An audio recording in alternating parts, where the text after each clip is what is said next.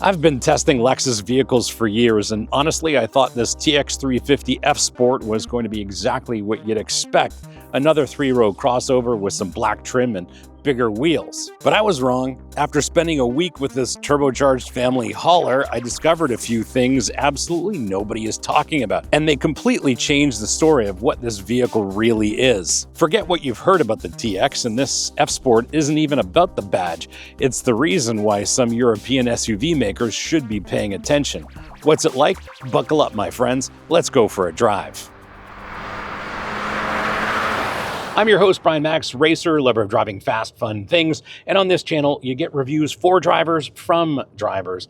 And when we think of luxury three-row SUVs, we often think that they prioritize comfort and practicality over driving engagement. And Lexus claims this TX 350 F Sport is different, still engaging for the driver while keeping everyone else on board happy. And let's see if they've pulled off that very delicate balancing act. And before we get into what this is like to drive, let's have a look at it in a little more depth. We've already tested the TX, which was enjoyable, but for 2025, Lexus has added the F Sport handling package to the 350 all-wheel drive. Under the hood is a 2.4-liter four-cylinder that is turbocharged, makes 275 horsepower at 6,000 RPM and 317 pounds of torque from 1,700 to 3,600 RPM. The transmission, thankfully, is an 8-speed automatic, not a CVT. This is all-wheel drive with variable torque split from 75 front, 25 rear to 50 front, 50 rear. Steering's electrically assisted, McPherson struts at the front, multi-link at the rear, and this is the F Sport, so it does have adaptive dampers. Four-wheel disc brakes, of course. Wheels and tires on this one are 22s. Towing capacity is 5,000 pounds, and curb weight is 4,720 pounds. At 203.5 inches long, this is 7 inches longer than the RX, and 7 inches, coincidentally, is exactly how much taller my hairstyle was in my high school yearbook photo. Did you know that 80% of you are not subscribed? Yes, it's true. 80% of you are not subscribed. I checked the data. So if you like the content on this channel, do me a solid, hit that subscribe button, make sure you like this. And if you want to support the channel, please hit up our merch store.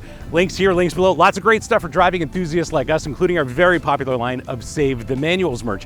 Now back to your regularly scheduled episode.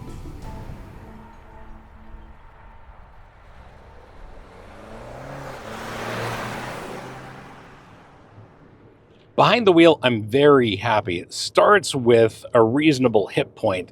And because this is a TX, we're not climbing up into it, or at least I'm not. I have short legs, and this hip point is absolutely perfect for me to get in and out of this thing. And that's one of the reasons people buy crossovers and SUVs, for that taller hip point. And once I'm here, I'm faced with a fantastically shaped and sized steering wheel. The seat is comfortable, and there's lots of adjustment in the seat and the steering column to get a very effective seating position. Because this is an F Sport, these seats do offer more bolstering than the standard TX seats. And that might be an optimistic design choice for the target demographic's likely diet of client lunches and drive-through consolation prizes. One surprise is the heating and ventilation performance, which actually responds faster than my excuses when I forget an anniversary. Cold morning, well, you get toasty buns in a few seconds, and if it's the middle of summer heat, well, your back stays drier than British humor.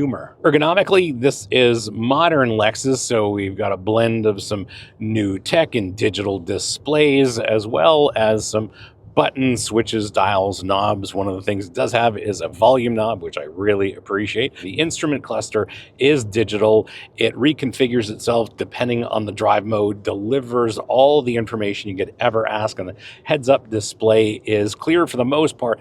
I have to dial up brightness to max if I am wearing my polarized sunglasses, but otherwise I can still see it, and it still gives me all the information I'm looking for through the heads-up display. The infotainment system is modern Lexus, so it means a couple of things. A lot of the climate controls are built into the system. The system itself has a very simple, straightforward UI. It's different from a lot of other automakers, but thankfully the UI is very easy to deal with, easy to navigate. It's not overly complex. I use it on wireless CarPlay. And speaking of wireless, there's a wireless phone charger here, which is great. Keeps my phone in place. Very happy with that. And there are USB ports all around the inside of this cabin. One of the things that they've done here with the TX is created a little bit more storage underneath the wireless chargers. These cup holders are sort of configurable. They're removable. You can create more storage for yourself, and really appreciate that. There's a lot of storage in this armrest. Bottle holders in the doors. It's very spacious here in this front seat for you and your front seat passenger. Same thing with the second row. Lots of room back there. Captain's chairs in the second row in this 350 F Sport, and really appreciate the space back there. It's very comfortable. It's definitely not a penalty box in that second row. But speaking of penalty boxes, the third row is very usable for children up to a certain size, which is awesome. Very unlike German car makers, which treat the third row often like an afterthought, much like the way BMW drivers treat their turn signals. I've been using this with the third row folded down. I've got some big packages with me. I've got a big box. It's over 50 pounds. There's a low height to the floor in the back, so it makes loading heavy things very easy into the back. The third row seats are powered as well, so you can drop those with the press of a switch. With respect to visibility, well, it starts with tall glass all around, so you can see out of this TX. Nice, large outboard mirrors. There is the rear view camera monitor, so when you adjust this properly and your outboard mirrors properly, blind spots aren't real. And with those cameras all around, it makes parking this big 3-row SUV extremely easy. Even in the tightest of downtown Toronto parking situations, no problem at all.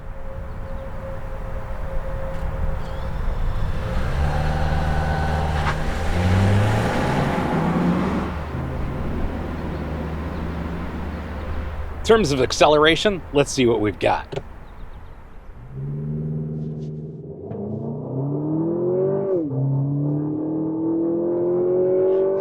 Not bad. Love the way the torque and the horsepower is delivered. Apparently 0 to 60 is maybe officially mid sevens. It seems like it's closer to 7, maybe a tick or two over 7. And it's quick enough in the real world, both from leaving a stop as well as getting up to speed on the highway. And at highway speeds, you still have plenty of acceleration because that torque is right through the meaty part of the rev range, right in the middle. So you got lots of torque when you need it. Top speed is 113 miles an hour. That's of course limited, and you probably don't need to go faster than 113 miles an hour in a 3-row luxury SUV. One of the things I like about this engine, and it is a big 4-cylinder engine, but the way it delivers power is fantastic. But I think the big story is how much torque this makes. Over 300 pounds of torque right through the middle of the rev range, exactly where you want it. There's hardly any noticeable turbo lag, and I think that's because the turbo spools up so quickly, and it definitely spools quicker than my excuses about why I don't know how to parallel park properly. When we're accelerating like this, the transmission's not hunting for gears, so the abundance of torque makes this a little bit more of a relaxed driving experience. Here's the thing, we're just building speed. It's holding the gear, then we shift because we're a little bit more relaxed right now. But the way this makes torque is very impressive. But what's also impressive is how this sounds. Sure, there's a little bit of that 4-cylinder noise, but it's a little bit throatier and a little bit deeper than I would have expected. It kind of sounds more like a V6 than a 4-cylinder. The transmission shifts smoothly. The shifts are basically imperceptible. They are on the slower side, and that's whether you're going up or down the box. In sport mode, it'll actually downshift for you a little bit more aggressively. It'll hold on to gears a little bit more aggressively. I love the fact that it's got functional shift paddles here. I'd maybe prefer a little bit quicker downshifts, but otherwise I can't complain because it makes it a little bit more enjoyable when the driving gets interesting. Now, this all-wheel drive system is not the kind of hardcore setup we'd find in something like the GX Overtrail. It's really meant to give you confidence in foul weather and occasionally deal with some gravel road or deep snow conditions. There is a trail mode for light off-road situations. Think of it less of a conquering Moab kind of setup and more of a this will get you to the ski chalet in an unexpected snowstorm kind of setup. One of the useful things is that this will tow up to 5,000 pounds, which means you can tow a small boat, maybe a couple of Sea-Doos or a couple of motorcycles, and the weight of my disappointment when I calculate how much money I've spent on racing in my lifetime.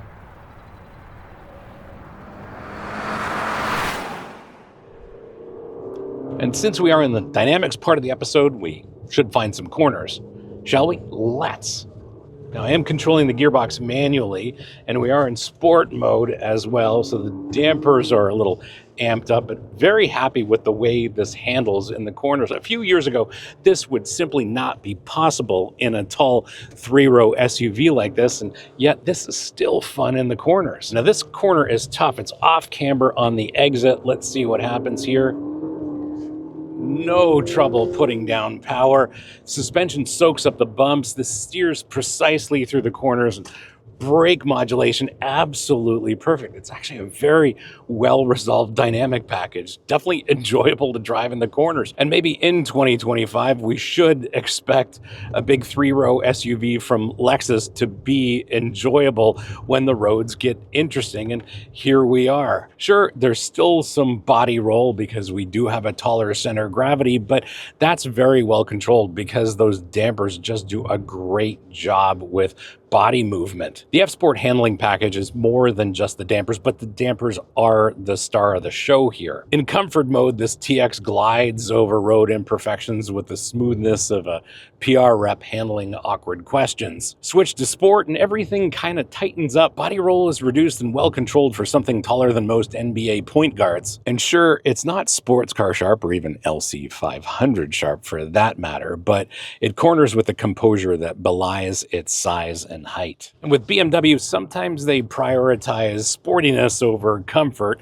Mercedes prioritizes comfort over engagement, and this TX 350 F-Sport kind of strikes the balance between the two, sort of like a centrist politician who actually keeps their promises. Traditionally, the steering in a Lexus isn't something I would have sung the praises about a few years ago, but this is a different story. Here, it's been recalibrated to provide more response off-center and a little bit more heft and weight throughout the range. And the ratio is quick enough that you rarely need to shuffle your hands in normal driving, and not so quick that this whole TX feels nervous when you're on the highway. To me, it's like they've struck the perfect balance for a vehicle that's meant to handle school runs as well as the occasional backroad blast when you've escaped the kids. The steering is clear, responsive, precise, does exactly what I want, and on top of that, there's decent feedback through the chassis, so you can feel exactly what's going on at each of the 4 contact patches. Similarly, braking is simply excellent for a number of reasons.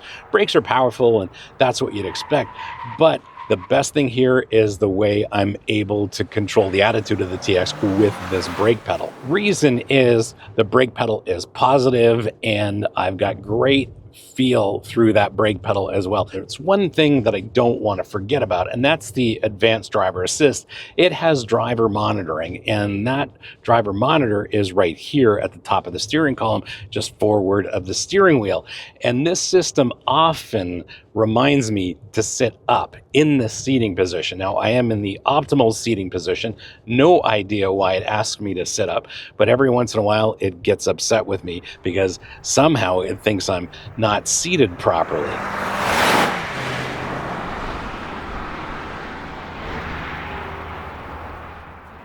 How do you spec yours? Well, I have some thoughts. What you are looking at is a 2025 Lexus TX 350 F-Sport in Nightfall Mica paint, and it's actually got a little bit of purple in it. I don't know if it's coming through in this episode, as well as the Birch New Lux interior. Base price in the US is $64,410. Add the hitch at $1,390, and you get an as-tested price of $65,800. In Canada, base price is $80,644. Add the F-Sport 3 package with the hitch, and you get a total as tested of $81,791 Canadian, and these prices are before freight, local taxes, fees, etc. In terms of speccing yours, I actually dig this spec, except for this paint, and that's because in the real world, it's a little drab and a little dark, and I'd like a little bit more character. Even though there's some purple in this, that makes it cool, I'd go with a completely different color. Love the birch interior.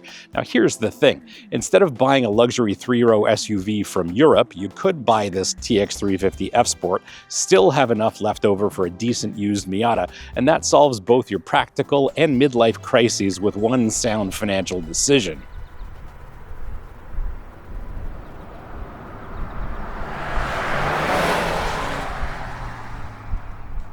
My verdict, well, let's start with fuel consumption because that's a popular topic. I seem to be settling in at 18 miles per gallon or 13 liters per 100 kilometers for my Canadian friends, and that's simply because I'm enjoying using the throttle and all of the torque that this four-cylinder turbo makes.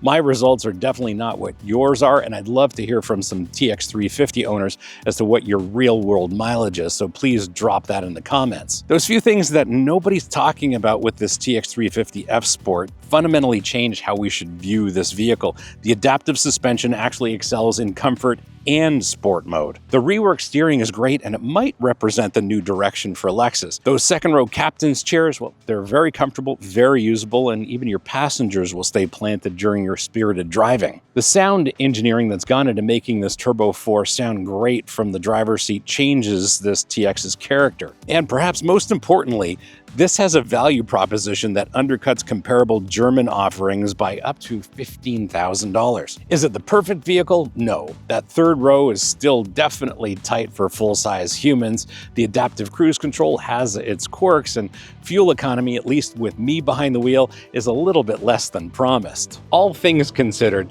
this is actually good. It's not just good for a Lexus, and it's certainly not just good for what it is. It's enjoyable to drive while still delivering on the promise of being a practical three-row luxury SUV. We should be realistic about what this is and isn't. It's not a true performance SUV like a BMW X5M, for example. It's a well-executed luxury SUV with enough sporting pretensions to prevent the onset of automotive depression every time you climb behind the wheel. And in 2025, when most crossovers and SUVs are determined to remove the driver from the equation, the engagement of this TX is definitely something worth celebrating.